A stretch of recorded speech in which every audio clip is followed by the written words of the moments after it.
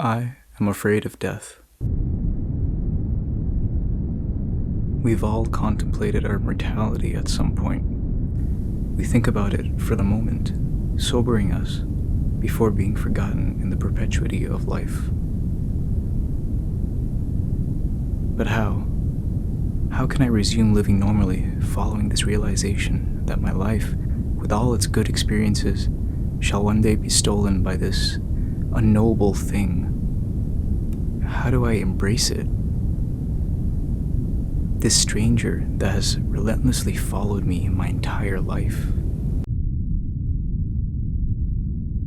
Its unknowable nature suffocating me with questions.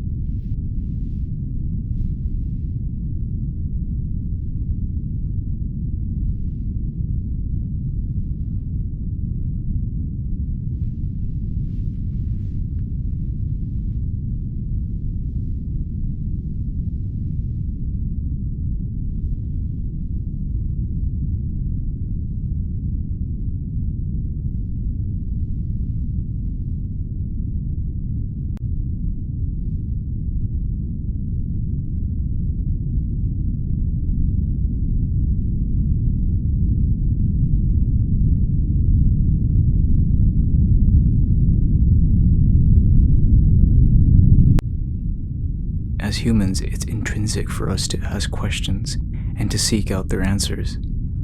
I convinced myself that my problem was nothing more than a question. And so, I began searching for its answer. My hunt for the truth began with my parents. I presented to them my burden, and in line with their familial tradition, directed me towards man's greatest tool against the unknown: religion. I find religion to benefit humanity in many ways, instilling upon us a moral obligation that encourages peace and loving behavior for the sake of a greater reward after death. This system is a common theme in most religions, and though I can recognize the beauty behind it, I cannot ignore the elephant in the room. In this world, enriched by an abundance of beliefs, each with a number of people to champion them and an equal amount to discredit them, I am left overwhelmed and wondering, what God remains implicit as we destroy ourselves from our own confusion? More importantly, which God? With questions like these still left standing, I couldn't find it in myself to lend my unyielding faith onto religion, and so I moved on. If religion couldn't provide me the answers, I thought to undertake an academic approach to my dilemma and explore science, consulting the teachings of great intellectual minds who've dedicated themselves to understanding death. And though I find answers, they don't bring me any comfort. Instead, I find myself looking through the lens of science only to magnify a life that spares no mercy.